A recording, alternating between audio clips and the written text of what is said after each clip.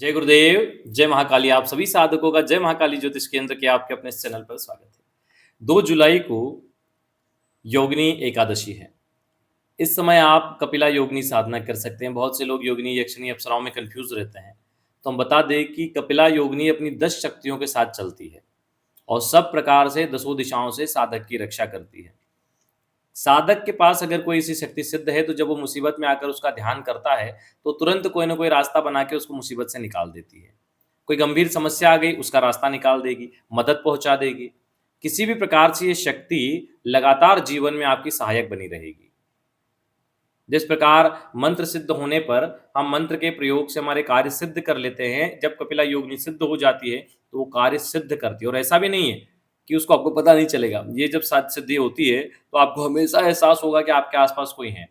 गर्मी में ठंडी हवा का झोंका जाएगा, किसी के स्पर्श का एहसास होगा। लगातार साधना के माध्यम से प्रत्यक्षीकरण हो सकता है, ठीक है? लेकिन हम ये नहीं कहते कि एक ही बार में इसका प्रत्यक्षीकरण हो जाएगा, लेकिन ये एक बार में सिद्ध ज़रूर हो जाएगी, क्योंकि इसका विशेष दिवस ही योगिनी एकादशी है। उस दिन आप इसको विशेष तौर से सिद्ध कर सकते हो। आप चाहें तो उसको 1 दिन की साधना करो या उस दिन से लगा के 11 दिन, 21 दिन या 41 दिन की साधना करो। नियम सब में सेम रहते हैं। आपको बिना लहसुन प्याज का भोजन, एक समय भोजन साधना काल में होता है, ज़मीन पे शयन, ज़मीन पे अपना बिछौना करके, और ब्रह्मचर्य का पालन। झूठ नहीं बोलना, साधना काल में किसी से लड़ना नहीं, झूठ नहीं बोलना, बुराई नहीं करना, इन सब चीज़ों का ध्यान रखें। कभी भी साधना काल में देखो, साधना और अन्य विषयों में इन चीज़ों का भी ध्यान रखा करो कि उधार का पैसा प्रयोग नहीं होता है, याद रखना। जो लोग साधना करने के लिए उधार पैसा लेते हैं और फिर उससे अपना खर्चा चला के साधना करते हैं, उसका कोई महत्व नहीं है। उधार पैसा लेके पितृदोष पूजा के लिए जाते हैं, उसका दोष लगता है, पुण्य नहीं लगता, पितृदोष जाता ही नहीं है।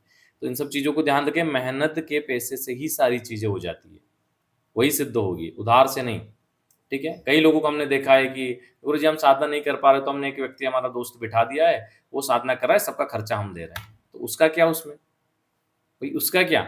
वो अपनी कमाई तो खा ही नहीं रहा है। जब जो अपनी कमाई खुद नहीं खा सकता, वो सिद्धि को क्या खाक संभालेगा? खुद नहीं कमा के खा सकता। तो इस प्रकार से साधना में इस चीज़ का ध्यान रखें कि सब कुछ स्वयं का होता है, किसी से उधार लेके साधना नहीं की जाती, ठीक है? बहुत से लोगों को ऐसी समस्या आई है, पितृदोष में भी लोग उधार लेके पितृदोष पूजा करवाने गए हैं। तो जब हमने देखा तो हमने बोला पितृदोष तो हटा ही नहीं, तो बोले गुरुजी 2-2 बार पूजा हो गई। तो जब पूछा तो पता चला कोई पैसे उधार लेके गया था, कोई कुछ लोन लेके गया था, तो वो लगता ही नहीं है, ठीक है? भले ही आप पैसे बाद में भरोगे, लेकिन पितृ लेते नहीं हैं, ऐसा विधान है। चलिए, इस दिव्य साधना को कैसे करना है और इसका प्रभाव क्या है, ठीक है?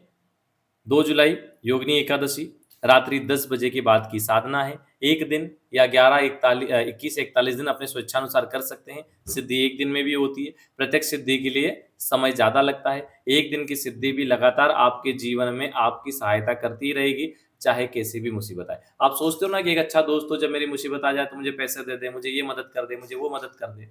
तो फिर ऐसी शक्ति क्यों नहीं सिद्ध करते, जो हर मुसीबत से आपको निकाल ले? तो इसलिए कपिला योगिनी को वर्ष में एक ही बार ऐसा मौका आता है जब योगिनी सिद्धि एक दिवसीय होती है। वैसे फिर वही 11 दिन, 21 दिन, 41 दिन का अनुष्ठान रहता है, तो इसको अवश्य करो। अब इसमें क्या करना है, स्नान के पश्चात दक्षिणमुखी होकर बैठ जाएं। लाल वस्त्र आसन हो, सामने बाजोट पर भी लाल कपड़ा हो, ठीक है? अपना पवित्रीकरण आचमन करके बैठ जाएं। एक घी का दीपक प्रज्वलित कर लें, दीपक का पूजन कर दें। भगवान शिव का चित्र और गुरु चित्र स्थापित करें। गुरु यंत्र हो, गुरु पादुका हो, सब स्थापित करें। सर्वप्रथम गुरु पूजन करें, शिव पूजन करें, गुरु जी के यंत्र का पूजन करें। अगर चरण पादुका रखी है तो उनका भी पूजन करें। अगर आपके पास केवल आपके गुरु का चित्र है तो उनका पूजन कर दें और शिव पूजन भी कर लें, ठीक है? तो ये 2 तो कंप्लीट कर लें। ये करने के बाद में आप एक तांबे की प्लेट लें और उसमें कपिला योगिनी यंत्र को स्थापित करके उसको स्नान करवाएं जल से, पंचामृत से, जल से, फिर साफ करके, और एक दूसरी तांबे की प्लेट लें या फिर किसी और प्लेट में स्नान करवा के तांबे की प्लेट में लाल फूल बिछाकर और उसके ऊपर इसको स्थापित कर दें।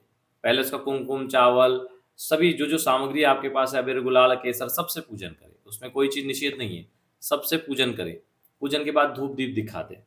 अब धूप दीप दिखाने के बाद में 16 फूल होना चाहिए। तो चाहे लाल हो तो ज़्यादा अच्छा, नहीं हो तो ऑप्शन में पीले ले सकते हैं। नहीं तो सबसे पहले 16 लाल फूल उस पे चढ़ाना है। एक मंत्र दे रहे हैं, मंत्र को नोट करिए। एक बार मंत्र पढ़ा, एक फूल चढ़ाया, ठीक है? मंत्र नोट कर लो।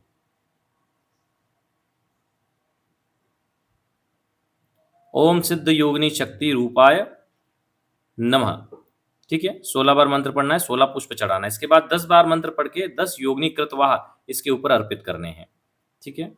और इसमें 10 कपिला योगिनी की जो शक्तियां हैं वह मेरी रक्षा करे 10 दिशाओं से, ऐसा भाव करना है। इसके बाद कोई बड़ा सा फल रखें, तरबूज रखें या कुछ भी रखें, जो कोई भी फल रख सकते हैं, और बलि के रूप में उसको काट के उनको समर्पित कर दें। ठीक है। पूरे वातावरण में धूप दीप चलते रहना चाहिए, खुशबूदार धूप दीप और लोबान भी चलना चाहिए इसमें। गूगल की जगह लोबान चले इसमें तो ज़्यादा अच्छा है। इसके बाद जो रक्तवर्णीय इसकी माला होती है उससे 11 माला मंत्र जप करना है, और जब जब करते समय आपकी दृष्टि दीपक की लौ पर रहनी चाहिए। ठीक है। मुख्य मंत्र को नोट करिए, ओम श्रीं क्लीं क्रीं कपिला योगिन्ने हुम फट। ठीक है। इस प्रकार इस साधना को आपको पूर्ण करना है। चाहे आप एक दिवसीय कर रहे हैं या आप एक से अधिक दिवसीय कर रहे हैं, साधना कंप्लीट हो गई, फिर आपको लगता है कि अब आपको दूसरे अनुष्ठान की आवश्यकता नहीं है, सिद्धि आपके आसपास आ गई और आपको अनुभव हो रहा है, अब आपको प्रत्यक्षीकरण तक नहीं जाना है, तो आप सारी सामग्री लाल कपड़े में विसर्जित कर दें। यंत्र माला कृतवा सभी एक ही में पैक करके विसर्जित कर दें। और अगर आपको लगता है कि अभी मुझे और अनुष्ठान करने हैं, तो आप जब तक अनुष्ठान नहीं करने तब तक वापस यंत्र को पूजा स्थान में रख दें, कृतवा माला सभी पूजा स्थान में रख दें। फिर जब दोबारा अनुष्ठान करना हो वापस अपना सेटअप जमा लें और फिर अनुष्ठान कर सकते हैं। इस प्रकार आप इस साधना को पूर्ण करके इसके लाभ ले सकते हैं।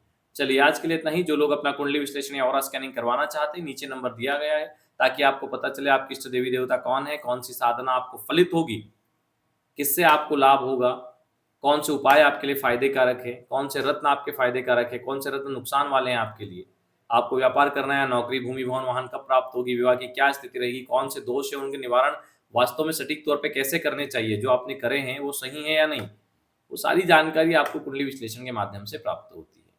ठीक है। वातावरण और पर्यावरण दो पर जरूर ध्यान दें।